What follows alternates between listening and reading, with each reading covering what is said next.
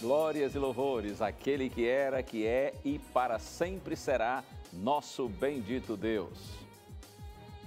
Hoje, considerando que estamos numa semana especial de aniversário dos 500 anos da Reforma Protestante, nós vamos prosseguir com esse tema. Você sabe quais são os 5 solas da Reforma? Tem noção do que é isso? Talvez lhe pareça estranho, mas creia. Apesar de parecer estranho, Deus tem hoje e agora uma mensagem de paz e esperança ao seu coração. Seja de noite ou de dia, muito obrigado por sua companhia. Está no ar, Além dos Fatos.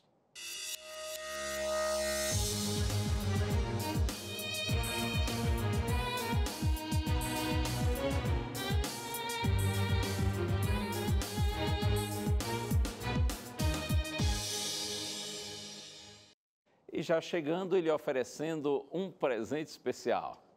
Você que acompanha sempre a programação da Novo Tempo, Além dos Fatos, já não é novidade mais para você. Porque em todo o programa a gente apresenta esse presente, mas é possível que tenha alguém aí que esteja nos assistindo hoje pela primeira vez. Então eu quero mostrar para você esta linda revista. A revista Verdades para o Tempo do Fim. Este material foi preparado pela equipe da Escola Bíblica, daqui da Rede Novo Tempo de Comunicação. E é, em realidade, um estudo bíblico muito lindo. Um estudo bíblico poderoso para ajudar você a ter uma compreensão melhor da Santa Bíblia, do livro sagrado. Se você desejar esse presente, esta revista, fazer esse curso bíblico, é só você solicitar que a gente lhe envia. Entre no blog do nosso programa, Além dos Fatos. Aliás, novotempo.com/além dos fatos, conforme você vê aí na sua tela, ou então você pede pelo telefone, ligando em dia útil e horário comercial, 0 operadora 12 21 27 31 21. Nós vamos anotar os seus dados, mandar a revista para você através do correio. Em poucas semanas estará na sua casa. E é presente mesmo, você não paga nem um centavo. É só pedir que a revista chegue aí para você. Eu quero compartilhar abraços, como a gente sempre faz aqui, começando com os irmãos da Igreja Adventista Central de Campinas, com os quais tive o prazer de estar no último sábado. Igreja grande, linda, povo muito simpático. Abraço para o pastor Alexandre e para todos os irmãos da Igreja Adventista Central de Campinas, em São Paulo. Quero abraçar também os amigos de Florianópolis, com os quais estive no domingo. Lá em Florianópolis, Santa Catarina, houve uma linda festa de aniversário de 20 anos da Rádio Novo Tempo, a Voz da Esperança.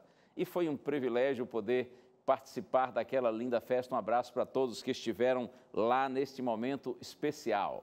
E eu tenho aqui outros abraços, todos para Santa Catarina. Cidades do interior do estado de Santa Catarina. Começando aqui com a Valdete, o Nilton Luiz e Zulamar, de Içara. Também para o Nelson João Camilo, que é de Tubarão. E ainda para Sinara Felau, Daniela e Célia, de Bom Retiro. E para o Maicon, a Luciana e os filhos Giovana e Kaique, que são de Braço do Norte. Todos aí do estado de Santa Catarina, do lindo estado de Santa Catarina. E por falar em Santa Catarina, Florianópolis, hein? Que cidade, hein? Encantadora, muito linda. Parabéns para você que é aí de Santa Catarina, para você que é de Florianópolis. Mas é claro que nosso abraço se espalha pelo Brasil inteiro, de norte a sul, leste a oeste, e vai também para o exterior, para todas as partes do mundo, onde tem alguém agora sintonizado, ligado aqui no canal da Esperança, na Rede Novo Tempo de Comunicação. Muito obrigado por você estar conosco, por você nos dar a sua audiência. E a gente sempre lhe convida para interagir conosco através das nossas redes sociais, seja pelo Facebook ou então pelo Instagram. E uma outra ótima possibilidade é de você se inscrever em nosso canal no YouTube. Sempre que nós colocarmos lá algum novo vídeo, você será informado e você poderá rever e compartilhar com seus amigos. Por isso a gente lhe convida para inscrever-se em nosso canal no YouTube. E eu não posso deixar de fazer um convite muito especial para você. A Rede Novo Tempo de Comunicação faz parte da Igreja Adventista do Sétimo Dia e o convite é para que você visite uma das nossas igrejas. A Igreja Adventista tem seus cultos regulares nos sábados a partir das 9 da manhã, domingos e quartas-feiras a partir das 7h30 da noite. E tem igreja espalhada pelo Brasil inteiro. Se você não sabe onde tem a igreja mais próxima de sua casa, é só você conferir aí nesse site, encontreumaigreja.com.br. Você vai descobrir a igreja mais pertinho de sua casa e você vai lá nos fazer uma visita. Eu estou seguro de que os irmãos vão receber você e sua família com muito carinho e você vai participar de um momento sublime de adoração, ok? Está convidado, vá à igreja. Reforma Protestante. Esta é uma semana, como eu disse, especial, porque nós estamos comemorando os 500 anos desta reforma que mudou a história do cristianismo. E um dos ícones da Reforma Protestante foi Martinho Lutero, conforme você confere na matéria.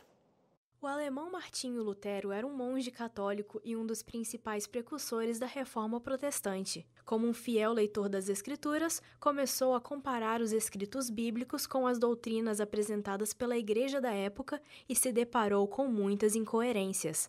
Após fixar as 95 teses da justificação pela fé, muitas pessoas foram atraídas pelo seu pensamento, mas, ao contrário do que se pensa, Lutero não tinha nenhuma pretensão de dividir a igreja. No entanto, com o tempo e após a repercussão de sua pregação, isso foi inevitável. Como o acesso à Bíblia era restrito aos monges e disponível apenas em latim, Lutero traduziu as Escrituras para o alemão, dando assim oportunidade a mais pessoas lerem a palavra de Deus. O movimento da Reforma completa em 2017 500 anos com um saldo de milhões de professos em todo o mundo.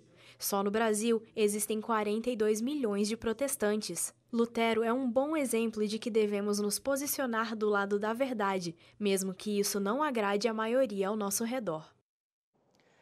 No último programa, num dos momentos finais da mensagem, eu fiz referência a 2 itens que considero serem a maior contribuição da Reforma Protestante para a Igreja Cristã. E esses 2 itens são: o primeiro está relacionado à Bíblia, porque através da Reforma Protestante, a Bíblia foi traduzida e colocada nas mãos do povo, e a autoridade da Bíblia foi ressaltada, foi enfatizada.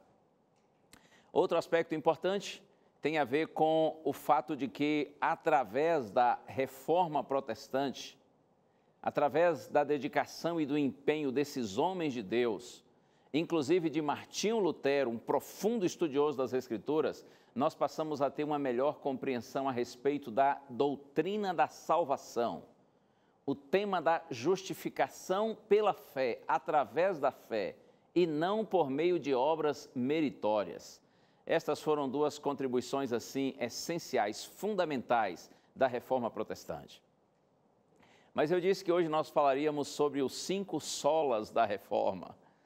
A palavra sola é proveniente do latim e traduzida para o português significa somente ou só.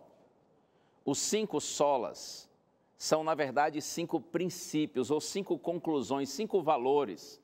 Eu poderia dizer ainda 5 legados que nos foram deixados pela Reforma Protestante, sobretudo através de Martinho Lutero. E a gente vai compartilhar um pouquinho essas ideias hoje com você, e eu não tenho dúvida de que essa compreensão traz para nós paz, esperança e vida no Senhor.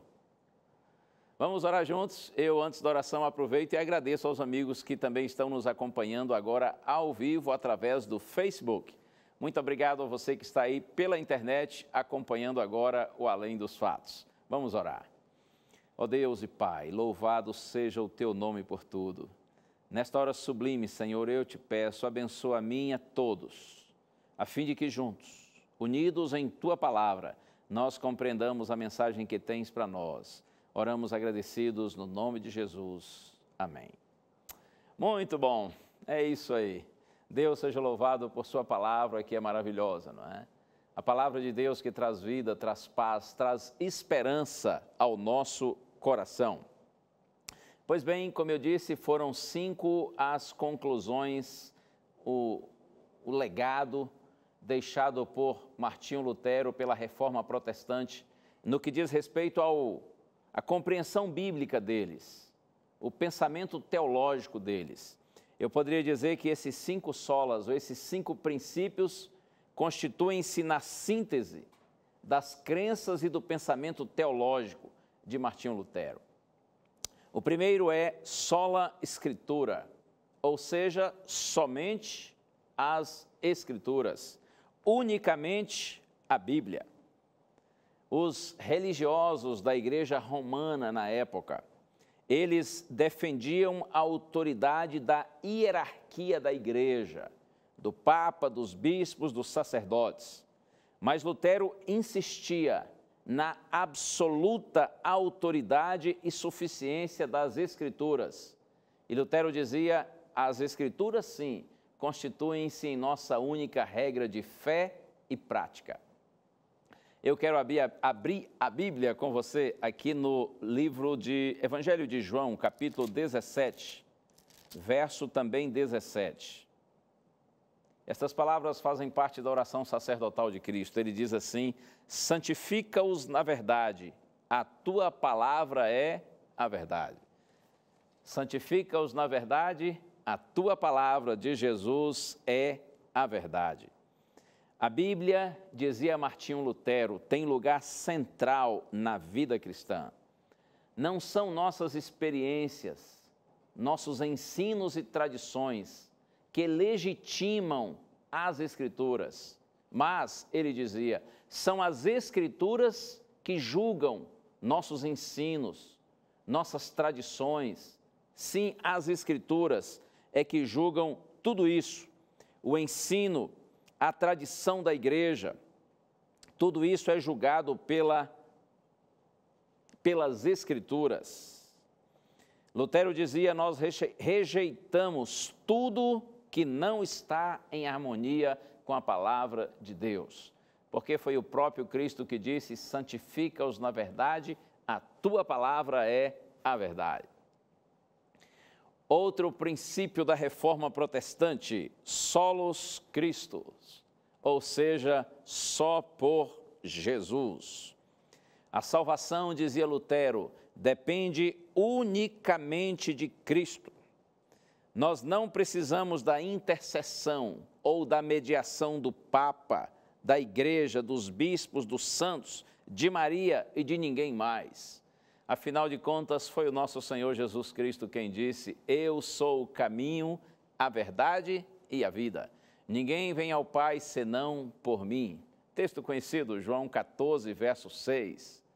E Pedro, um dos mais destacados discípulos do Senhor Jesus Cristo, quando pregava, e eu cito agora Atos capítulo 4, verso 12, Pedro dizia, e não há salvação em nenhum outro, porque abaixo do céu não há nenhum outro nome dado entre os homens pelo qual importa que sejamos salvos. Somente, é claro, no nome do Senhor Jesus Cristo. Somente mediante o Senhor Jesus Cristo é que nós obtemos a salvação. A ressurreição de Cristo é a prova de que seu sacrifício foi aceito. Nenhuma dívida permanece. Ele pagou nossa dívida. E um texto maravilhoso, confirmando isso, está aqui. Carta aos Hebreus, Epístola aos Hebreus, capítulo 7, verso 25. Olha o que está escrito. Por isso também pode salvar totalmente os que por ele se chegam a Deus, vivendo sempre para interceder por eles. Oh, louvado seja o Senhor. Nosso Senhor Jesus Cristo, está escrito, ele pode salvar totalmente, completamente, plenamente, os que por ele se chegam a Deus. A gente chega a Deus por meio dele, o Senhor Jesus Cristo. E o texto diz, vivendo sempre para interceder por eles. Jesus é o nosso intercessor junto ao Pai. Jesus é o único mediador entre nós e o Pai. Eu gosto de ouvir os pregadores, às vezes na TV, ou então no rádio, ou mesmo na internet. Muitas vezes ouvindo pregadores de diferentes denominações religiosas, eu sempre aprendo alguma coisa. Sempre ouço uma palavra que fala ao meu coração, que me fortifica na vida espiritual, ou às vezes me ensina algo valioso da palavra de Deus, e às vezes até me ajuda também nas minhas mensagens, no sentido de ouvir, aprender e compartilhar com os outros. Eu gosto de ouvir os pregadores, mas sinceramente, às vezes a gente ouve umas também, Às vezes a gente ouve umas cargas d'água por aí terríveis. E outro dia aconteceu isso e eu estou me lembrando exatamente por causa desse texto. Eu estava ouvindo um determinado pregador e ele disse assim: os protestantes vivem dizendo que só existe um intercessor entre Deus e nós. E eles ficam repetindo isso. E ele disse assim, eles ficam com essa ladainha, só existe um intercessor, só existe um intercessor, só existe um mediador. Ora, todo mundo sabe disso. E eu pensei, não são os protestantes que vivem com essa ladainha, que vivem dizendo isso? É a palavra do Senhor que menciona isso. Primeira carta de Paulo a Timóteo, capítulo 2, verso 5, Paulo diz: porquanto há um só Deus e um só mediador entre Deus e os homens, Jesus Cristo, homem. É a palavra de Deus que diz que só existe um mediador entre nós e os homens. Mas o pregador dizia, ok, eles ficam repetindo que só existe um mediador, mas eles se esquecem de uma coisa. De que Jesus Cristo não é só cabeça, Jesus Cristo também é corpo. E na hora eu fiquei pensando, mas, ora, afinal de contas, aonde que ele quer chegar? Eles se esquecem, ele disse, que Jesus Cristo não é só cabeça, Jesus Cristo também é corpo. E aí ele disse assim, a igreja é o corpo de Cristo. É verdade que Paulo disse que a igreja é o corpo de Cristo? Mas ele disse, ora, se a igreja é o corpo de Cristo, se Jesus é a cabeça, então quando Paulo diz que só existe um mediador entre nós e o Pai, que é Jesus Cristo, significa que é Jesus a cabeça e o corpo de Jesus a igreja. E eu pensei, que coisa, como está forçando? Mas ele foi além. E ele disse assim, e quem foi que gerou o corpo de Cristo? Quem foi que gerou o corpo de Cristo? E a resposta inevitável foi Maria, a Virgem Maria. Então ele concluiu dizendo, o único intercessor entre nós e o Pai é Jesus, a sua igreja e a Virgem Maria. Oh, misericórdia! Eu às vezes ouço certas coisas e fico pensando assim, será que isso está sendo dito por ignorância ou por má fé? E no caso desse pregador eu pensei, provavelmente não seja por ignorância, porque ele revelava algum conhecimento bíblico, algum conhecimento teológico, mas também não posso dizer que é má fé, porque eu não tenho condição, competência e nem autorização para julgar os motivos de ninguém. Mas eu posso dizer com toda segurança de que essa pregação é estranha ao que diz o texto bíblico. Aliás, mais do que estranha a Bíblia, essa pregação é contrária, está em oposição ao que a palavra de Deus diz. Porque o que a palavra de Deus diz é que existe um só mediador entre nós e o Pai. E esse mediador é o Senhor Jesus Cristo, não é a igreja, não é a Virgem Maria e nenhuma outra pessoa. O único mediador entre nós e o Pai é o nosso Senhor Jesus Cristo. Por isso que o texto diz que nós podemos nos achegar, porque nos aproximar do Senhor, porque Ele pode salvar totalmente aqueles que por Ele se chegam a Deus, vivendo sempre para interceder por eles. Por isso que Martinho Lutero dizia, solos Christus. Outro princípio da reforma protestante, sola gratia, ou seja, somente pela graça. A graça é o favor imerecido de Deus. A graça é um presente concedido a quem não merece, mas precisa. Nós nascemos, de acordo com a Bíblia, mortos em nossos delitos e pecados. Efésios capítulo 2, verso 1. Não há nada que o homem possa fazer que contribua para a sua salvação, que ajude Deus em nossa salvação.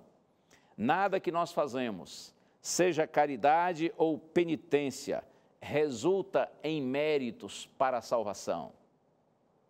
A salvação é somente pela graça. Aqui mesmo na Epístola aos Hebreus, agora capítulo 4, verso 16, está escrito assim: Acheguemo-nos, portanto, confiadamente junto ao trono da graça, a fim de recebermos misericórdia e acharmos graça para socorro em ocasião oportuna.